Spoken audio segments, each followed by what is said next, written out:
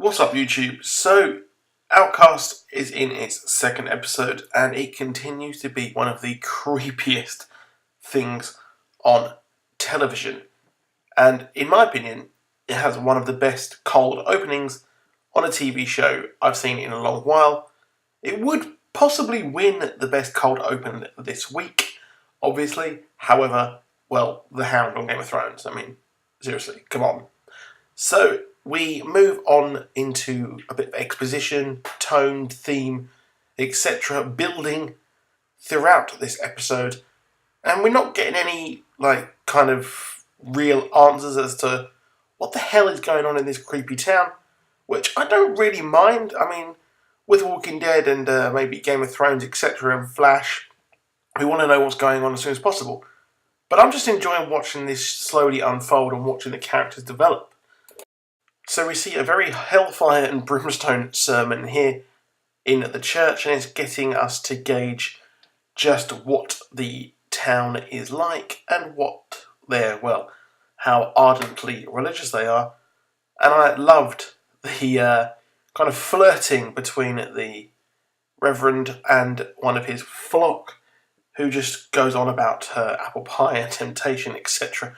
And I think that might be an interesting plot line to move ahead as it goes along.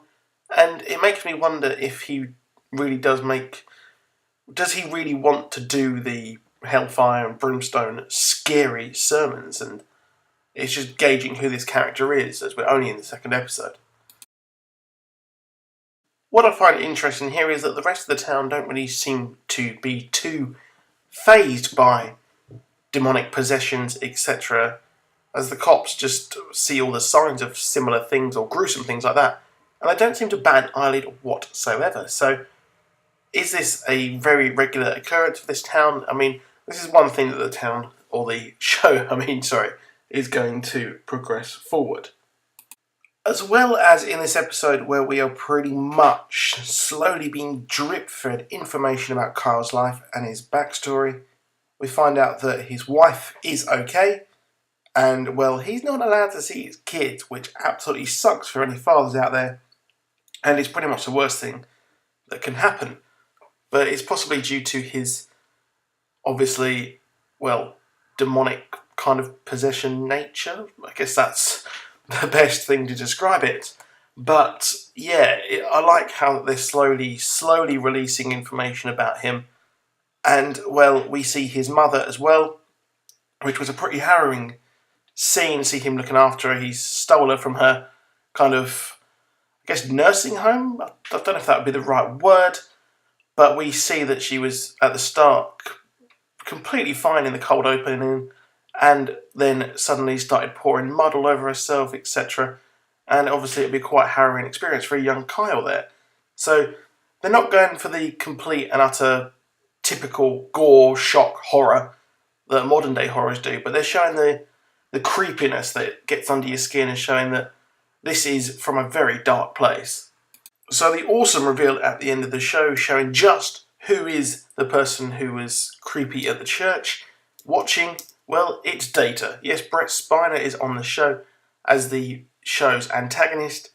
Sidney, who, well, this is going to be a very good thing. It was weird that we didn't get to see the show's villain in the first episode.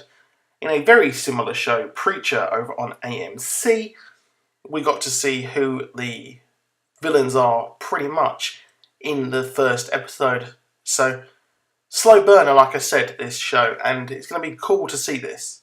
So in the comics, Sidney is he's known as the Devil, and is also the leader of the demons. So the casting here is absolutely spot on.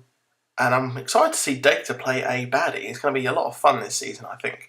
So if you like that video, drop a like and subscribe for similar content as well. I upload Flash videos, Game of Thrones videos, Supergirl videos, Preacher videos, and obviously Outcast. Well, you know that because you're here.